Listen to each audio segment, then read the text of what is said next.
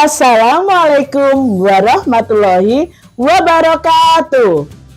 Jalan-jalan bersama keluarga ke Pulau Dewata. Jangan lupa membeli kacang khas dari Balinya. Memenuhi kebutuhan belajar peserta didik yang utama, pembelajaran berdiferensiasi menjadi kuncinya. Halo Bapak Ibu guru hebat, salam guru penggerak. Tergerak, bergerak, dan menggerakkan. Bertemu lagi dengan saya Citra Sintarani, CGP Angkatan 8 dari Kota Semarang. Pada kesempatan kali ini, saya akan menjabarkan tentang koneksi antar materi modul 2.1 tentang memenuhi kebutuhan belajar peserta didik melalui pembelajaran berdiferensiasi dihubungkan dengan modul-modul sebelumnya yang sudah kita pelajari bersama. Mari kita simak bersama-sama.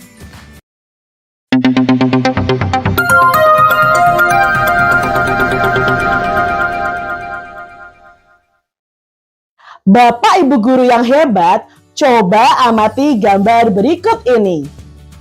Apakah ada yang aneh dari gambar ini? Ya, di situ ada beragam hewan dengan segala keunikannya. Namun, hewan-hewan yang beragam itu diberi tes ujian yang sama untuk naik atau memanjat pohon dengan alasan adil bagi semua. Dari gambar tersebut, saya sebagai seorang guru merasa seringkali saya lakukan hal tersebut kepada peserta didik di kelas saya yang sangat beragam, namun saya memberikan pembelajaran dan asesmen yang sama dengan alasan adil. Ibaratnya tidak mungkin mengajarkan seekor ikan naik pohon atau mengajarkan seekor gajah menyelam.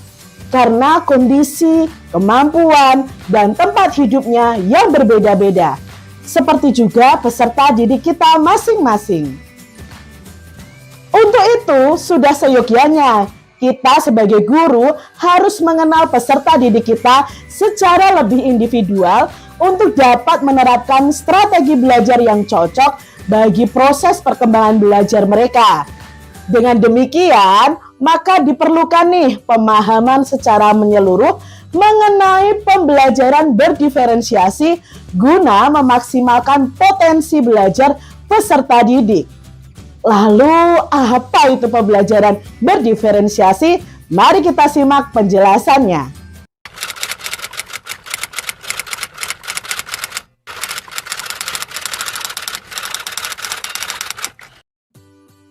Menurut saya, pembelajaran berdiferensiasi adalah pembelajaran yang disesuaikan dengan kebutuhan, karakteristik, gaya belajar, minat, dan kecepatan belajar setiap peserta didik.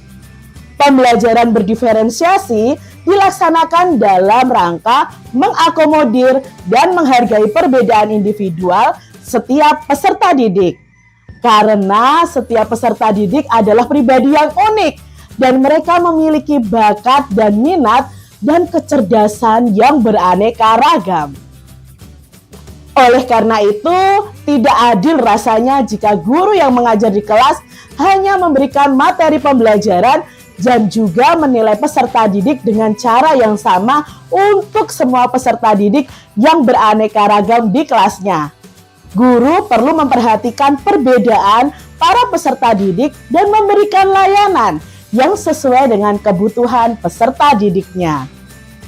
Guru perlu menyusun bahan ajar, kegiatan-kegiatan, tugas-tugas harian baik yang dikerjakan di kelas maupun di rumah, dan asesmen penilaian akhir sesuai dengan kesiapan peserta didik dalam mempelajari bahan pelajaran tersebut. Minat atau hal apa yang disukai oleh peserta didik dalam belajar dan bagaimana cara menyampaikan pembelajaran yang sesuai dengan profil belajar peserta didik kita.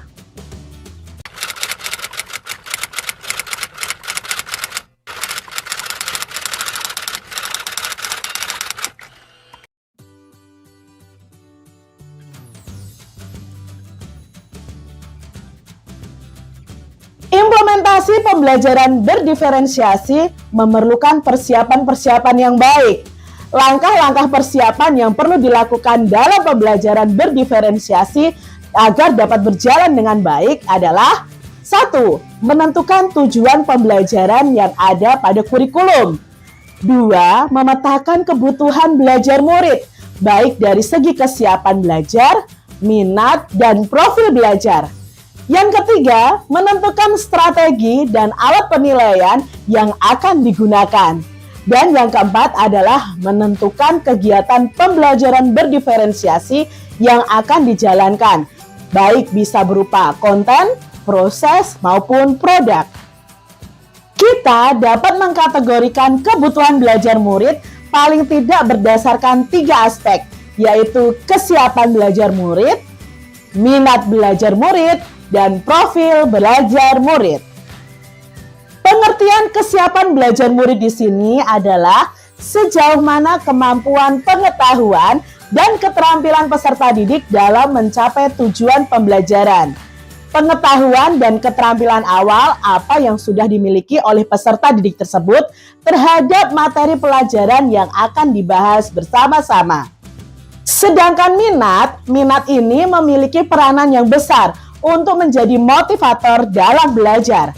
Guru dapat menanyakan kepada para peserta didik apa yang mereka minati, hobi, atau pelajaran yang mereka sukai.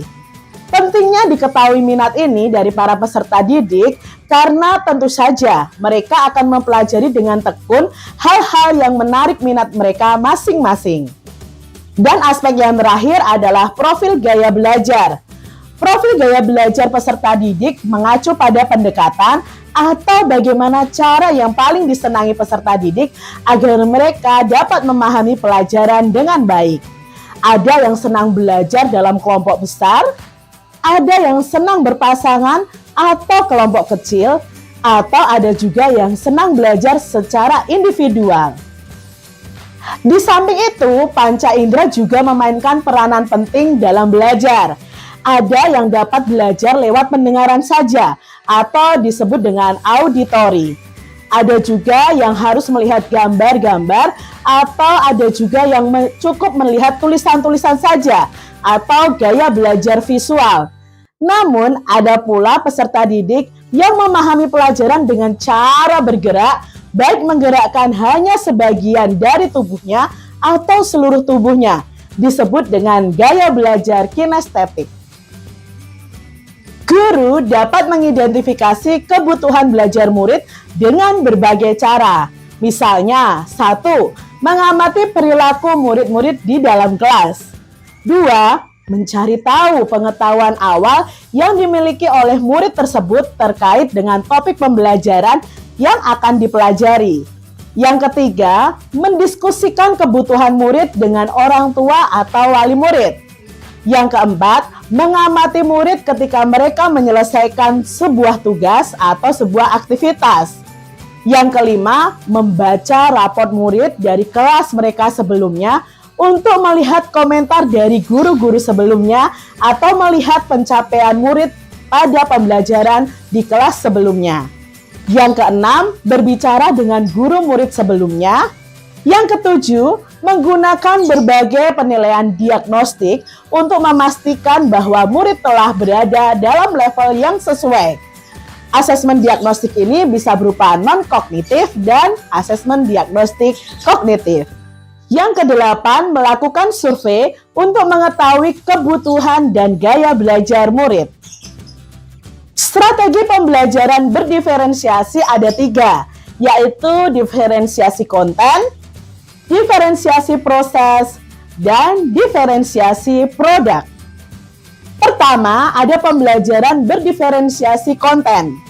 Strategi diferensiasi konten itu mengacu pada strategi guru dalam membedakan proses pembagian dan format penyampaian konten. Dalam hal ini, konten adalah materi pengetahuan, konsep, dan keterampilan yang perlu dipelajari oleh siswa berdasarkan kurikulum. Yang kedua adalah pembelajaran diferensiasi proses. Diferensiasi proses adalah strategi dalam membedakan proses yang harus dijalani setiap siswa yang memungkinkan mereka untuk berlatih dan memahami isi dari konten yang disiapkan.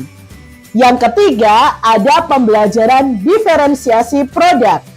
Strategi ini mengacu pada kemampuan guru dalam memodifikasi produk hasil belajar siswa, hasil belajar penerapan, dan pengembangan hal-hal yang telah dipelajari.